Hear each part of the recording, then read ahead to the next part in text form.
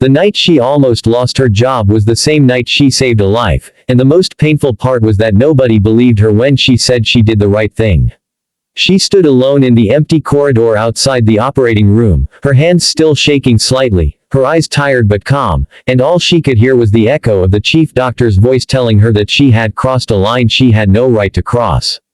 She did not answer back, she never did, because she had learned long ago that quiet people are rarely given a chance to explain themselves, especially when someone powerful has already decided they are wrong.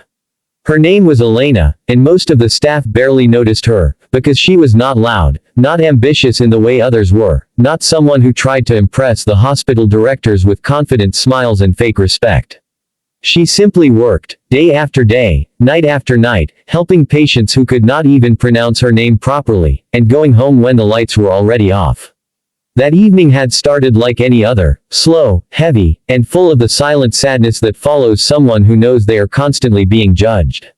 The chief surgeon, a man everyone feared more than respected, had already humiliated her once that morning in front of the nurses, saying that doctors like her only existed because hospitals needed cheap workers who never complained. The words stayed inside her all day, quiet but painful, and she told herself to ignore them the same way she always did, but sometimes even the strongest silence begins to crack. Near midnight the emergency doors opened suddenly, and the paramedics rushed in with a patient who was barely breathing, his face pale, his pulse weak, his condition so serious that the entire room went quiet for a second. The chief surgeon was supposed to be on call that night, but he was nowhere to be found, and the nurses looked at Elena with fear in their eyes because everyone knew what would happen if she acted without permission. She hesitated only for a moment, because in that second she remembered every patient she had ever lost simply because someone important decided to wait instead of acting, and she could not let that happen again. She said quietly that they had no time, that the patient needed surgery immediately, and her voice was calm but strong in a way that surprised even herself. The nurses did not argue, they trusted her more than they trusted the chief surgeon, but trust does not protect someone from punishment. The operation lasted for hours, slow and difficult, every second feeling heavier than the one before, and there were moments when she thought she would lose him, moments when her hands trembled, moments when fear tried to take control, but she kept going because she believed that patience can sometimes defeat fate.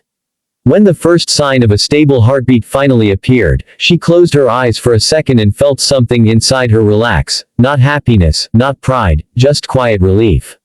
She stepped out of the operating room at almost 3 in the morning, exhausted but calm, and that was when the chief surgeon appeared, furious, arrogant, and loud enough for the entire corridor to hear him.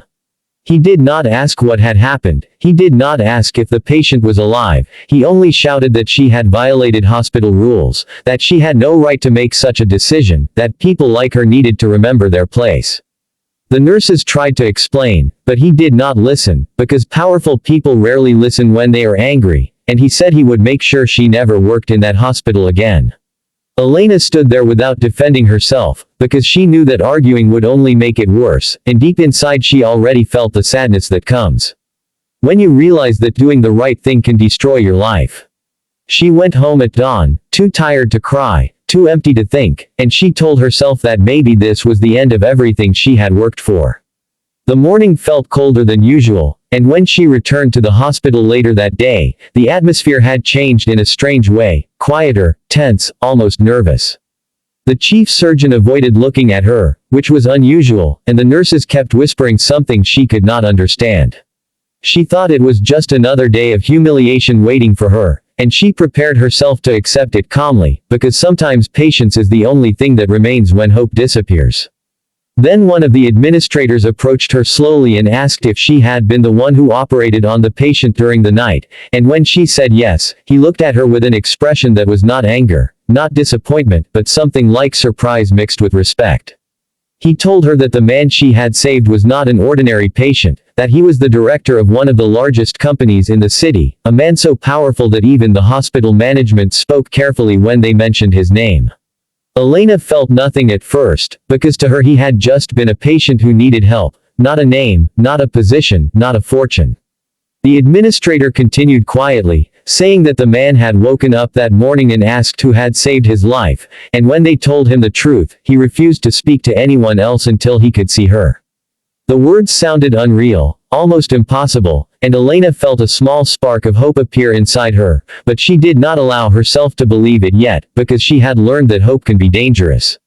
A few minutes later she was called into a private room where the patient was resting, and the moment she entered, she saw not a powerful director, not a millionaire, but a tired man who looked at her with deep gratitude in his eyes. He spoke slowly, his voice weak but sincere, and said that nobody had ever stayed by his side like that before, that most people saw only his money, not his life, and that she had saved him without even knowing who he was. Elena stood quietly, still calm, still gentle, and said that she did only what any doctor should do, because a life is always more important than rules written on paper. The man smiled softly and said that the chief surgeon had already tried to convince him that the operation had been unnecessary, that Elena had acted irresponsibly, but he knew the truth because he had felt himself fading away, and the only reason he was still alive was her courage.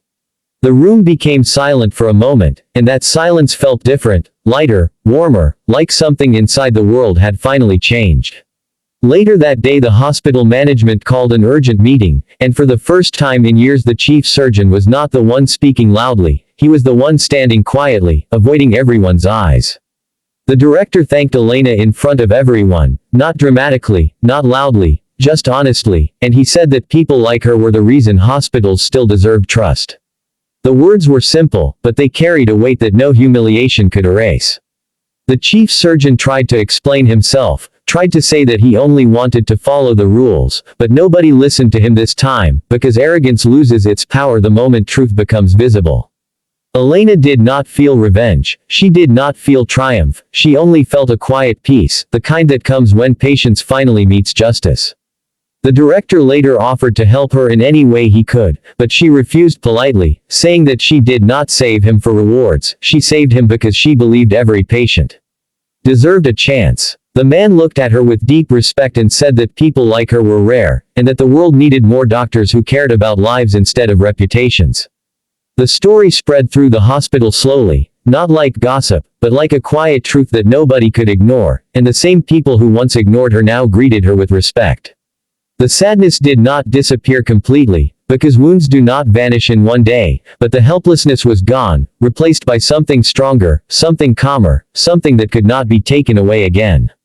That night, when she walked out of the hospital, the sky looked different, softer, and for the first time in a long time she felt that her silence had not been weakness, it had been strength waiting for the right moment. The justice did not come through anger, it did not come through revenge, it came slowly, through patience, through courage, through the simple truth that a quiet heart can still change everything. And sometimes the most powerful people in the world are not the ones who own companies or control hospitals, but the ones who stay calm when the world treats them unfairly and still choose to save a life anyway.